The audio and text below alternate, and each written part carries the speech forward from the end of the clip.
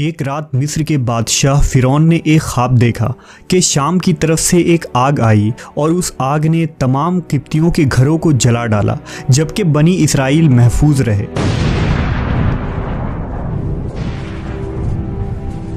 دہشت کے عالم میں بیدار ہونے کے بعد فرعون نے تمام کاہنوں اور نجومیوں کو جمع کر کے اپنا خواب بیان کیا۔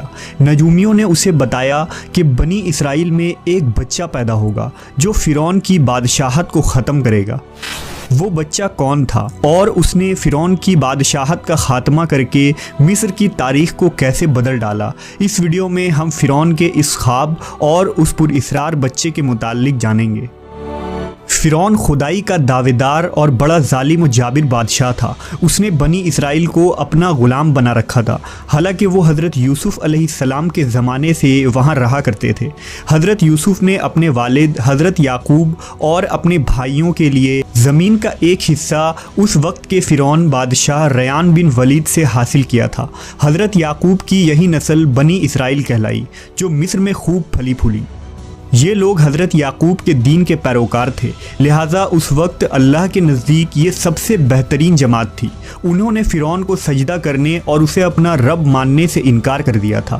اسی وجہ سے بادشاہ اور اس کے حواری ان پر ظلم و ستم کے پہاڑ ڈھاتے اور ان سے گھٹیا کام کرواتے تھے۔ فرعون نے جب اپنا خواب کاہنوں اور نجومیوں کو بتایا تو انہوں نے اس کی تعبیر یہ بتائی کہ بنی اسرائیل میں ایک بچہ پیدا ہوگا اور اس کے ہاتھوں اہل مصر کی ہلاکت ہوگی۔ بنی اسرائیل کے یہاں بھی شروع سے ہی یہی بات مشہور تھی، لہٰذا اس خواب کے بعد وہ مزید فکر مند ہو گیا اور اس نے حکم جاری کر دیا کہ بنی اسرائیل میں پیدا ہونے والے تمام لڑکے قتل کر دیے جائیں۔ اس حکم کے مطابق فرعون کے حواری اور اس کے سپاہیوں نے ہر ممکن قدم اٹھایا تاکہ کوئی بھی نومولود لڑکا زندہ نہ بچ پائے، لیکن اللہ کے فیصلے اٹل ہوتے ہیں۔ دیکھتے ہی دیکھتے بنی اسرائیل کے ہزاروں نومولود بچے ذبح کر دیے گئے۔ پھر ایک وقت وہ آیا کہ جب قبطی سرداروں نے فرعون سے کہا کہ اگر بنی اسرائیل کے لڑکوں کا اسی طرح قتل عام ہوتا رہا تو ہمیں آئندہ خدمت گار ملنا مشکل ہو جائیں گے، اور پھر ہمارے یہ کمتر، گھٹیا اور غلیظ کام کون کرے گا؟ اس پر فرعون نے حکم جاری کیا کہ 1 سال چھوڑ کر بچے قتل کیے جائیں۔ ان دنوں حضرت موسیٰ کی والدہ اپنے حمل کے ابتدائی دنوں میں تھی۔ اللہ نے ان کی حفاظت کا سامان اس طرح فرمایا کہ ان کی والدہ پر معمول کے مطابق حمل کے آثار ظاہر نہیں ہوئے، جن سے آپ فرعون کی چھوڑی ہوئی دائیوں کی نگاہ میں نہ آئیں۔ انہوں نے اس بات کو چھپائے رکھا یہاں تک کہ پیدائش کا وقت آ پہنچا اور انہوں نے بچے کو جنم دیا۔ اس بارے میں سوائے قریبی لوگوں کے کوئی نہیں جانتا تھا۔ نجومیوں نے فرعون کو اطلاع دی کہ بچہ پیدا ہو چکا ہے۔ اس اطلاع نے فرعون کو بدحواس کر دیا۔ اس کے سپاہیوں نے گھر گھر تلاشی شروع کر دی۔ حضرت موسیٰ کے بھائی حضرت ہارون سال امان میں پیدا ہوئے تھے، جبکہ حضرت موسیٰ قتل والے سال میں پیدا ہوئے۔ حضرت موسیٰ کے والدین سخت پریشان تھے۔ 3 مہینے تک انہوں نے حضرت موسیٰ کو چھپا کر رکھا، لیکن زیادہ عرصہ تک بچے کو شاہی جاسوسوں کے نظروں سے چھپا کر رکھنا ممکن نہ تھا۔ پھر بھی وہ اپنی پوری کوشش کرتی رہیں، یہاں تک کہ ان کے پاس اللہ کا حکم آ گیا۔ یہ حکم اللہ نے ان کے دل میں ڈالا تھا، یعنی القاء کیا تھا۔ حضرت موسیٰ کی والدہ کے دل میں خیال آیا کہ تابوت کی طرح ایک صندوق بنایا جائے اور اس بچے کو اس صندوق میں رکھ کر دریائے نیل کے بہاؤ پر چھوڑ دیا جائے۔ حضرت موسیٰ کی ماں نے اللہ کے حکم کے مطابق بچے کو صندوق میں رکھا اور دریا میں چھوڑ دیا۔ ساتھ ہی موسیٰ علیہ السلام کی بہن سے کہا کہ تم اس کے پیچھے پیچھے چلتی جاؤ۔ لہٰذا وہ دریائے نیل کے موجوں میں چلے اور ان کی بہن کنارے کنارے چلی، اپنے بھائی کی نگرانی کرتی جا رہی تھی کہ دریا میں ڈالنے کے بعد وہ کہاں جاتے ہیں۔ صندوق بہتا ہوا محل کے تالاب میں پہنچ گیا۔ وہاں فرعون کی بیوی ملکہ اور خادمائیں لطف اندوز ہو رہی تھی کہ صندوق پر ملکہ کی نظر پڑی۔ اس نے کنیزوں کو حکم دیا کہ صندوق کو تالاب سے نکال لاؤ۔ صندوق کھولا گیا تو اس میں ایک حسین اور تندرست بچہ آرام سے لیٹا ہوا انگوٹھا چوس رہا تھا۔ ملکہ بہت خوش ہوئی، اس کی آنکھوں میں ممتا اتر آئی۔ شفقت و محبت سے بچے کو گود میں لے لیا۔ ملکہ نے سوچا کہ اس بچے کو بیٹا بنا کر پالنا چاہیے۔ محل میں کسی نے خدشہ ظاہر کیا کہ یہ بچہ بادشاہ کی سلطنت کو ختم کرنے کا سبب بھی بن سکتا ہے۔ فرعون کے دل میں بھی یہ خیال آیا کہ کہیں یہ بچہ بنی اسرائیل کا وہ لڑکا نہ ہو جس کے بارے میں نجومیوں نے پیشن گوئی کی تھی۔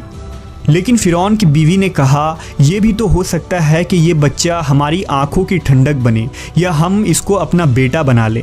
اس پر فرعون نے کہا یہ صرف تیری آنکھ کی ٹھنڈک ہے، میری نہیں۔ میں نہیں چاہتا بنی اسرائیل کا کوئی بچہ میری نگرانی میں پلے، لہٰذا یہ صرف تیری ہی آنکھوں کی ٹھنڈک ہے۔ حضرت ابن عباس فرماتے ہیں کہ اگر فرعون یہ بات کہہ دیتا کہ یہ میری بھی آنکھوں کی ٹھنڈک ہے تو اللہ تعالیٰ اسے ہدایت دے دیتا، لیکن اس نے یہ کہا کہ یہ صرف تیری آنکھوں کی ٹھنڈک ہے۔ ملکہ نے اس بچے کا نام موسیٰ رکھا، جس کے معنی ہیں وہ شخص جو پانی سے نکالا گیا ہو۔ بچے کو جب محل میں لے جایا گیا تو اس نے دودھ کے لیے رونا شروع کر دیا۔ بچے کے پاس دودھ پلانے والیاں لائی گئیں، لیکن بچے نے کسی عورت کا بھی دودھ نہ پیا۔ جو عورت بھی آپ کو دودھ پلانے کی کوشش کرتی ناکام ہو جاتی۔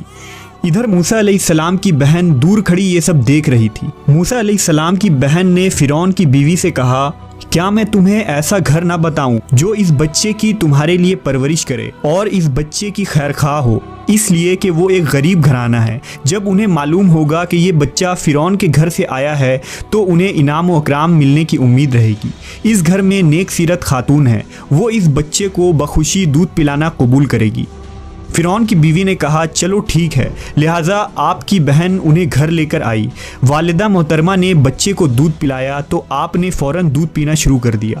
اب چونکہ بچے نے کسی اور کا دودھ پینا قبول نہیں کیا تھا، اس لیے وہ خود بچے کو لے کر آتے تھے۔ اس طرح موسیٰ علیہ السلام کی والدہ کا بے حد احترام ہونے لگا۔ اس طرح حضرت موسیٰ علیہ السلام شاہی محل میں پرورش پا کر جوان ہو گئے اور پورے توانا ہو گئے، لہٰذا اللہ نے آپ کو نبوت کے منصب پر فائز کیا۔ آپ نے بنی اسرائیل کو فرعون سے آزادی دلائی اور مصر سے نکل گئے۔ فرعون بنی اسرائیل کو ختم کرنے کے لیے لشکر لے کر روانہ ہوا۔ جب بنی اسرائیل بحر احمر کے قریب پہنچے تو اللہ نے ان کے لیے دریا کے بیچ سے راستہ کھول دیا۔ یہ وہی موقع تھا جب فرعون کا وہ خواب پورا ہونے والا تھا اور اس کی بادشاہت اور لاؤ لشکر تباہ و برباد ہونے والی تھی۔ بنی اسرائیل تو سمندر کے پار چلے گئے، مگر جب فرعون اپنے لشکر سمیت ان کے پیچھے آیا تو سمندر کا یہ راستہ بند ہو گیا اور وہ اپنے لشکر سمیت اس سمندر میں غرق ہو گیا۔